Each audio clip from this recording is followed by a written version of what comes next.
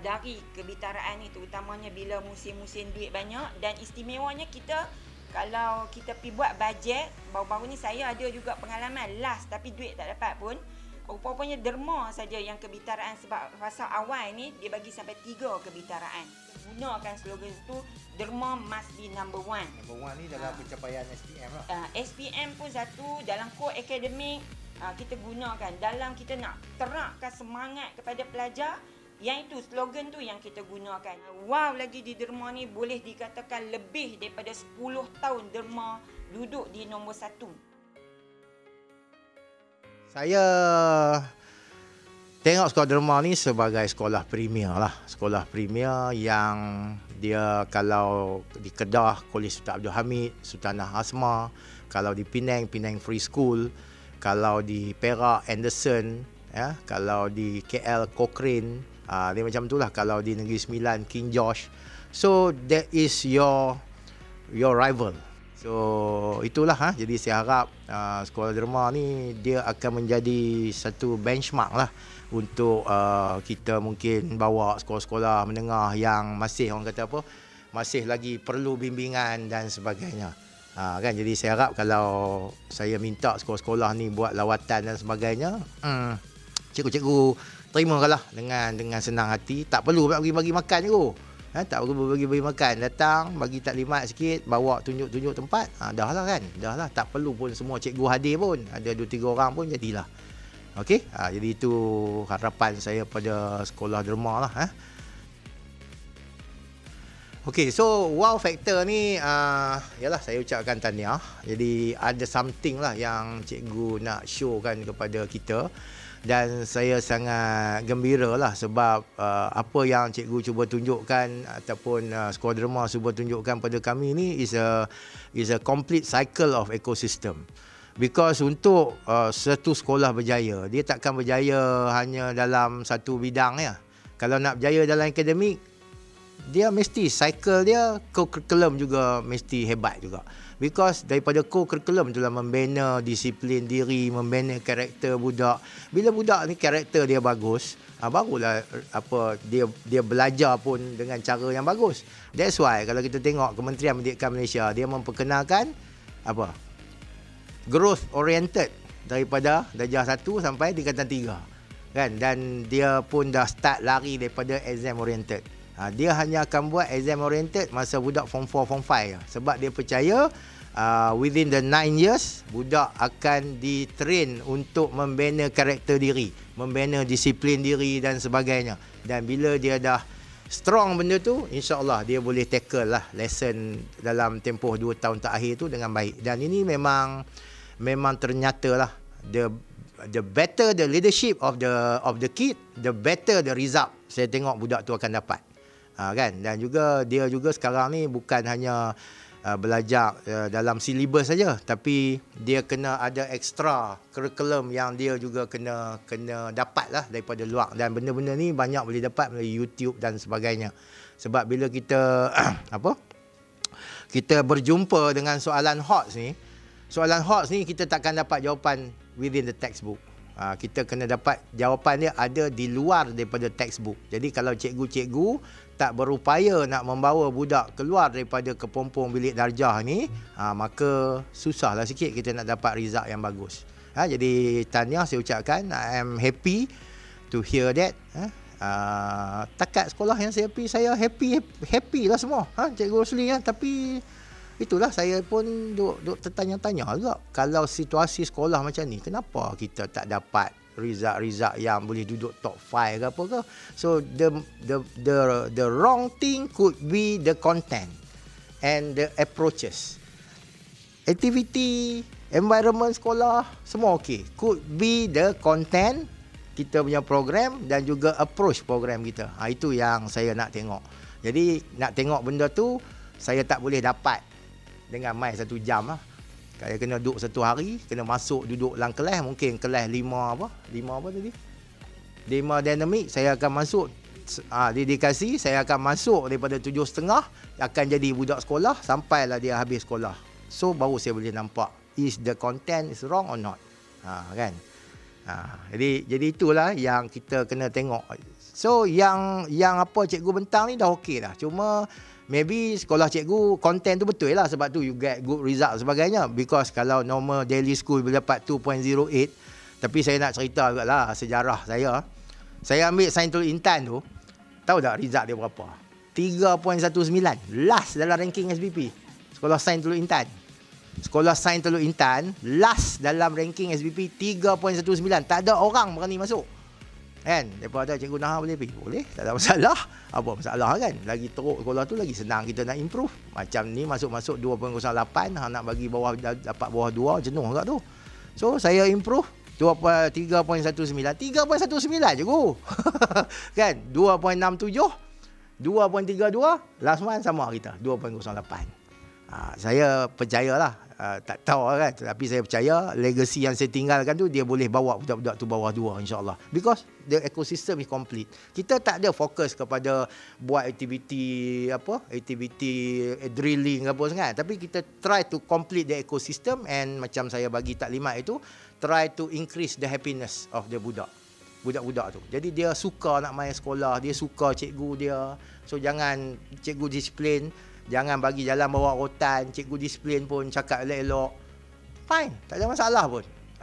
Untuk sekolah macam ni boleh. Tapi untuk sekolah-sekolah lain mungkin cikgu disiplin kena jalan bawa rotan jugalah. Kalau rotan ni boleh kita kata guru disiplin telah merotan pelajar itu. Tapi kalau dia bawa besi, guru disiplin telah mengkelulikan budak tu. Ada macam tu. Kan? Jadi rotan lah. Kalau rotan kita boleh cover sikit lah. Kalau dia teribai budak tu dengan batang besi, tak tahu nak cerita apa Cikgu Rosli. Terminologi dia pun mengkelulikan budak tu kan. Dia jadi cyborg lah pula. Okay ya. So I'm very happy with this one. Okay. And this one juga saya nampak memang 1, 2, 3 tu, apa yang saya buat di sekolah lama lah, dan apa yang saya dah bentangkan tu, memang cikgu menuju ke arah itu. So this is sangat satisfactory lah. Okey, sebab apa?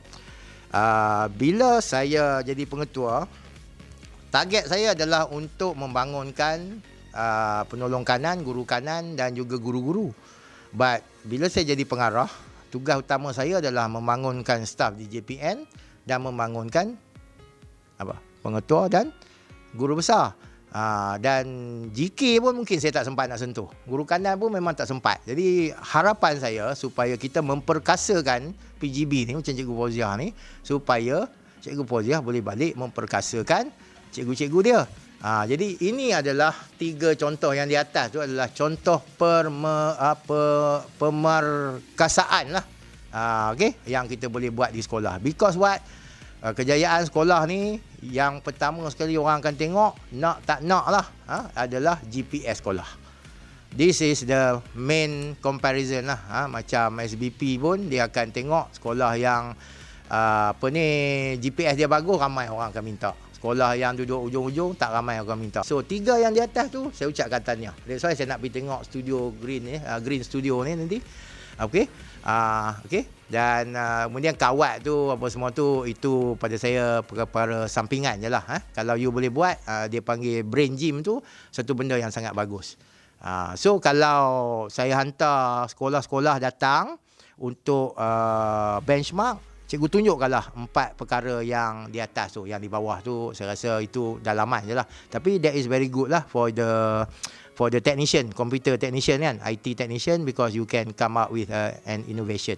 Okay, cuma saya nak bertanya, berkemungkinan lah ya, instead of cikgu buat kios lah apa benda ke, boleh mula membenarkan student membawa smartphone ke sekolah. Because kita tak boleh lari pada teknologi lah. Smartphone ni is a part of our body already. Cuba kita tak ada smartphone sehari, orang Perak kata libang libu. Orang Perak ada libang libu ni tak tahu hala. Saya rasa you boleh consider lah untuk membenarkan penggunaan tersebut.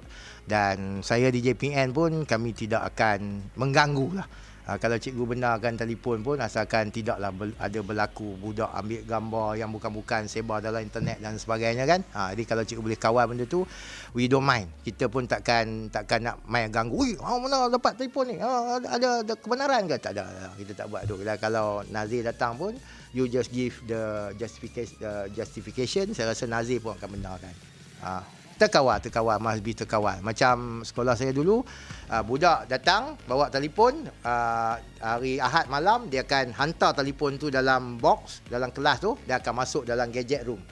Hari Senin sampai hari Jumaat, jikalau cikgu nak menggunakan telefon budak tu, dia akan ambil box tu, bawa ke kelas guna, selepas habis guna, masuk dalam box, hantar balik dalam gadget room. Itu asrama penuh lah.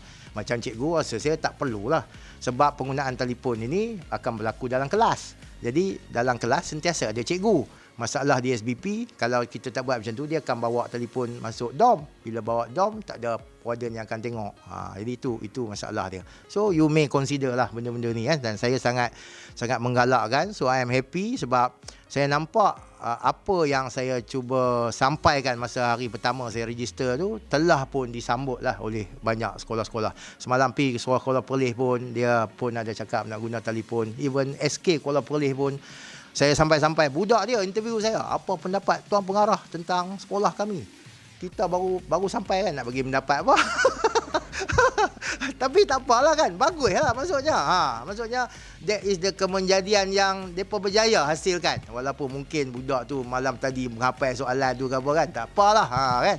Okey, so ini bagus, so teruskan. So saya harap dengan penggunaan inovasi-inovasi ini, dengan keberanian yang cikgu-cikgu buat benda-benda baru, cikgu punya result akan meningkat. Okey, ini last slide So ini pun samalah, saya dah cerita dah tadi. Okey, kalau tanya saya, sekolah sekarang ni dah tak ada co-curriculum lah. Everything is curriculum. Curriculum ni, anything that student dapat, new knowledge, new experience, new skills, is all curriculum. So everything is curriculum. So kita tak payah bezakan curriculum dengan co-curriculum lagi dah. Pada saya, sekarang ni dunia ni dah semakin luas, horizon budak-budak pun semakin terbuka, and then kita lah masanya nak memberikan dia skills. Dan antara benda-benda yang mungkin cikgu boleh start explore adalah gamification lah. Gamification ni sebab kita akan mendedahkan budak kita dengan coding. Kalau nak pakai drone, nak pakai robot, is expensive because all the companies, SaaS body lah, apa benda dah ambil lah benda tu sebagai untuk dia buat keuntungan. Tetapi satu benda yang dia mungkin tak boleh berjaya, yang cikgu kita boleh buat sendiri dengan budak-budak, adalah gamification. Gamification ni dia sangat melibatkan high coding knowledge, dan coding knowledge ni dijangkakan akan menjadi satu kelebihan yang sangat bagus untuk budak-budak kita di dia punya zaman IR 4.0, terutamanya dalam IoT lah, Internet of Things. Sebenarnya bila dia melibatkan keuangan yang tinggi, kita tak boleh nak impose kepada semua budak. It will be percentage lah, 15%, 20%, what will happen to 80% budak yang ada kan. Jadi kalau kita boleh buat gamification ni, dia tak banyak cost sangat pun. Dia tak banyak cost. Technician tahulah tentang gamification ni. Kalau dia boleh faham konsep coding tu, dia dah boleh buat dah. Jadi mungkin lebih banyak budak yang boleh terlibat lah. But the basic is coding ya. Kan, robot ke apa ke, semua coding. Dan kalau ada asal coding ni, you boleh buat game. Kalau orang main game pun kan, Solos tu boleh dapat berapa ratus ribu sebulan. Kalau you boleh create game macam PUBG tu, you yang create, you bayangkan lah. Kan, memang jadi billionaire lah. Billionaire takkan tak boleh bagi kot kat sekolah derma 100 ribu setahun. Kan, macam tu lah. That's how kita develop budak-budak kita kan. Tahniah Cikgu Siti yang telah berjaya membuat satu video menggunakan teknik green screen. So saya punya harapan adalah supaya satu komuniti cikgu-cikgu YouTube ni dapat dibentuk di bawah GPM Perlis. So di samping kita berkongsi idea sama-sama cikgu ni, saya juga berharap komuniti ini akan dapat memperluaskan bilangan cikgu yang akan menjadi cikgu YouTube ni. Dan saya juga mohon supaya proses ini tidak hanya berlaku daripada top bottom, cikgu, pelajar dan murid, tetapi apa yang saya nak juga, murid-murid juga boleh menggunakan teknik yang sama ataupun membuat YouTube channel mereka sendiri untuk membantu kawan-kawan mereka.